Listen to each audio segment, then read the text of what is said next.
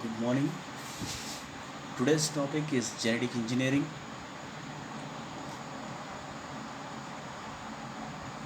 and the learning objectives of today's topic are explain the basic procedures and methods involved in recombinant DNA technology and genetic engineering, explain what is meant by cloning of the DNA, describe applications of recombinant DNA technology. So, these are the objectives that need to be achieved at the end of today's topic. Then, genetic engineering. What do you mean by genetic engineering? Genetic engineering is the construction and repair of the genes of the living things. It is possible to synthesize a gene in a laboratory and then introduce it into a living cell, which will synthesize proteins corresponding to that gene.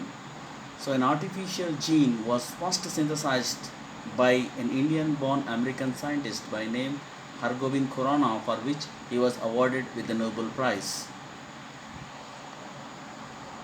Recombinant DNA. So, recombinant DNA technology means the DNA molecule that are extracted from different sources and chemically joined together. For example, the DNA comprising of an animal gene may be recombined with the DNA of a bacterium. It is known as recombinant DNA technology. So, the history behind the recombinant DNA technology discovery. So, it starts in the year 1953 with the discovery of the DNA structure by Watson and Crick. Then, in the year 1967, there was isolation of DNA ligase enzyme. And then in the year 1970, there was isolation of enzyme restriction endonuclease. And in the year 1972, Paul Berg generated recombinant DNA technology. And in the year 1973, Cohen and Boyer produced first plasmid vector which is capable of being replicated within a bacterial host. So this is how the recombinant DNA technology has been evolved from years. And recombinant DNA. So recombinant DNA is a DNA formed by the hybrid combination of two DNA fragments derived from different sources. In vivo, genes often undergo recombination. Genes can also be recombined in vitro to produce new combinations that do not occur biologically. Recombinant DNA technology involves isolation and manipulation of DNA to make chimeric or hybrid DNA molecule. So, what is chimeric DNA? Chimeric DNA is a recombinant DNA containing genes of two different species. Example, molecules containing both human and bacterial DNA sequences is known as chimeric DNA. Actually, chimera was a mythological creature with the head of a lion, the body of a goat, and a tail of a snake. Hence, the chimera, the name was given to the recombinant DNA because here also there are two different genes of two different organisms are combined to form a recombinant DNA. Hence, it is known as chimeric DNA. A number of techniques have been used to construct the recombinant DNA. The procedure for making recombinant DNA is the first one is the isolation of DNA, then cutting of the DNA with the help of enzymes restriction endonuclease, and the cut fragments of the DNA are joined with the help of enzyme DNA ligase. Then amplification of the DNA is done with the help of cloning. So this is how the recombinant DNA are made and amplified. Let us see one by one. Then the vectors used in recombinant DNA technology are the plasmid vector, lambda-phage vector, cosmid vector, expression vector, and yeast artificial chromosomes and bacterial artificial chromosomes. So these are the mostly used vectors in the recombinant DNA technology. Then plasmid vector. A plasmids are small circular DNA molecule that are separate from the rest of the chromosome. They replicate independently of the bacterial chromosome and are useful for cloning DNA inserts less than 20 kilobase pairs. inserts larger than 20 kb are lost easily in the bacterial cell. Then what is restriction endonuclease? So these are the enzymes found mostly in prokaryotes. Restriction enzymes cut the DNA of any source in a sequence specific manner. The restriction enzymes or restricted enzymes are named according to the bacteria from which they are isolated.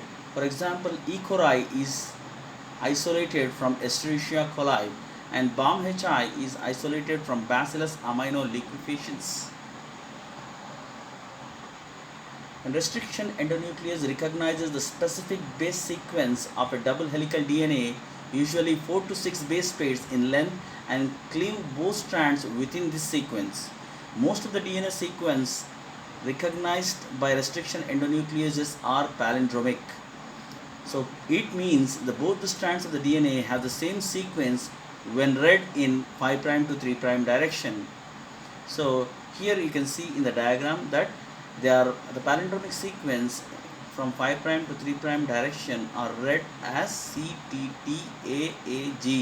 In another strand also the palindromic sequence is read in the form of CTTAAG. So this is called as palindromic sequence, where the enzyme restriction endonuclease acts. Then construction of recombinant DNA has got 4 different steps. So in that, the first one is fragmentation of DNA by restriction endonuclease enzyme. Second one is isolation of specific human DNA, and third one is insertion of isolated human DNA into vector to form a chimeric or hybrid DNA molecule. And the last one is joining of 2 different cut DNA fragments by enzyme DNA ligase. Then the first one is fragmentation of DNA by restriction endonuclease enzyme. Some restriction endonucleases cleaves both strands of the DNA so as to leave no unpaired bases on either end. So these ends are often called as blunt ends. You can see in the diagram the enzyme HAE3 cuts the DNA to form the blunt ends, whereas the enzyme E. coli cuts the DNA to form the cohesive or sticky ends. So here some restricted endonuclease cleaves both strands of the DNA so as to leave no unpaired bases on either end. These ends are often called as blunt ends. Some restriction endonucleases make staggered cuts on the 2 strands, leaving 2 to 4 nucleotides of one strand unpaired at each resulting end. These are referred to as cohesive or sticky ends.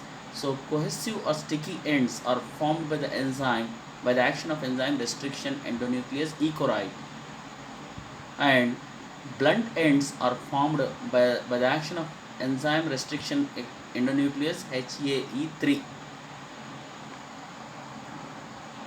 Then different restriction fragments of the DNA can base pair with each other if they have the sticky ends which are complementary with each other. Therefore, 2 unrelated DNA fragments can base pair with each other if they were cleaved by the same restriction endonuclease enzyme, both the human DNA as well as the vector DNA. So here you can see the action of 2 different restriction endonuclease enzyme.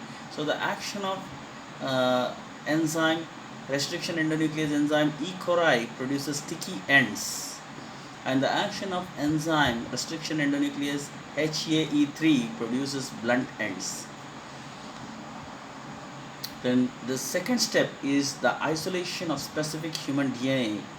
Once the DNA has been cleaved by the enzyme restriction endonuclease into fragments, a particular fragment of interest can be separated by others by electrophoresis or HPLC.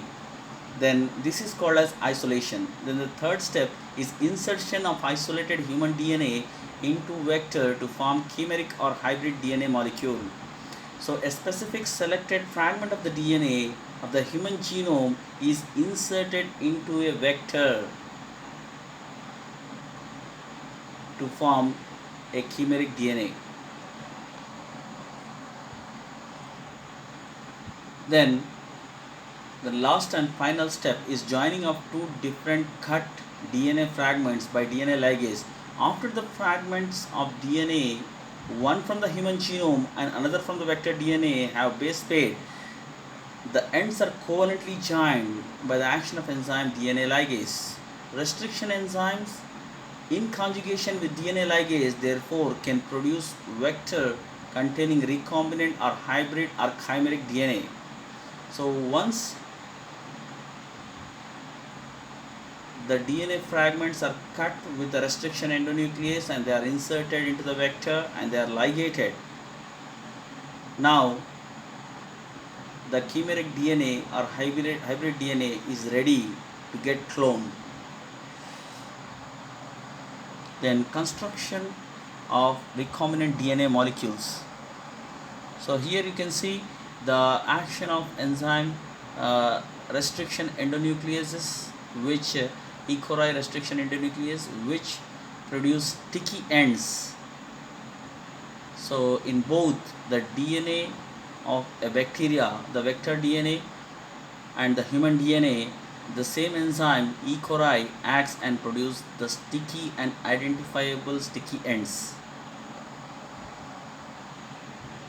Once these sticky ends of the human DNA and the vector DNA are ligated with the help of enzyme DNA ligase, then the recombinant DNA is formed and which is ready to get amplified or cloned.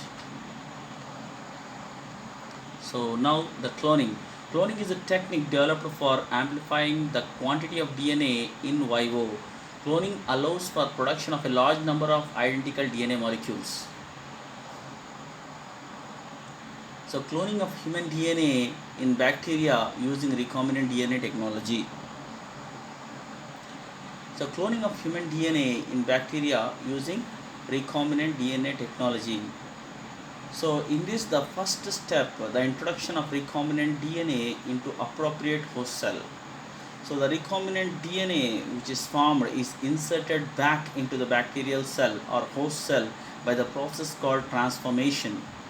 The host cell that contains recombinant DNA is called as transformed cell. So first one is introduction of recombinant DNA into the appropriate host cell, and the host cell, by taking the recombinant DNA, gets converted into a transformed cell. Then the second one is amplification of recombinant DNA. So here the host cell containing the recombinant DNA are incubated under conditions in which they replicate rapidly. As the host cell divides, in addition to replicating their own DNA, they also replicate the DNA of the vector, which includes the human DNA. Subsequently, a relatively large quantity of human DNA can be isolated from the cells. If the host cells are grown under conditions permitting expression of the human DNA, the human proteins produced from this DNA can be isolated.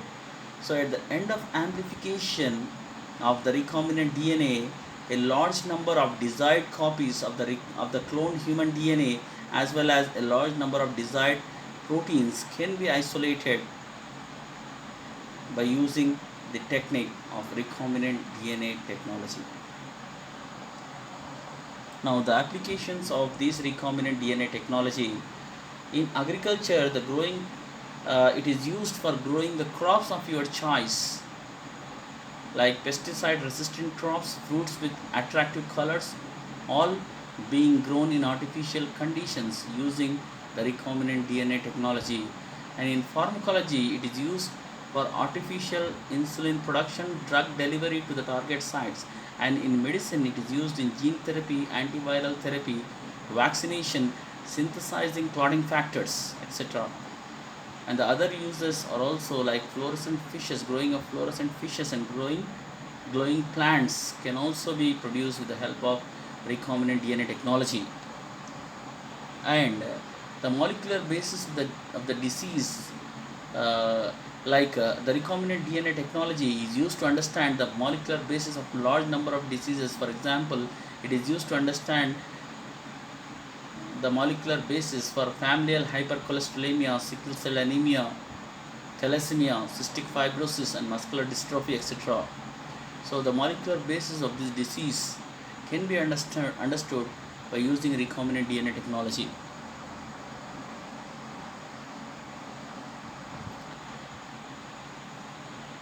Then next one is, by using the recombinant DNA technology, there is the production of proteins for which are used for therapy, research, and diagnosis. So there are various number of proteins are produced by using recombinant DNA technology, which has got different functions. For example, the anticoagulants like tissue plasminogen activator is produced by using recombinant DNA technology, which is useful to activate plasmin, an enzyme involved in dissolving clot and used in treating heart attack victims. In the same way, the other proteins like human growth hormone, growth factors, colony stimulating factors, erythropoietin, blood factors, insulin, interferons, and interleukins, monoclonal antibodies, superoxide dismutase, proteins for diagnosis, and vaccines are also produced by using recombinant DNA technology, which are very much useful for various functions.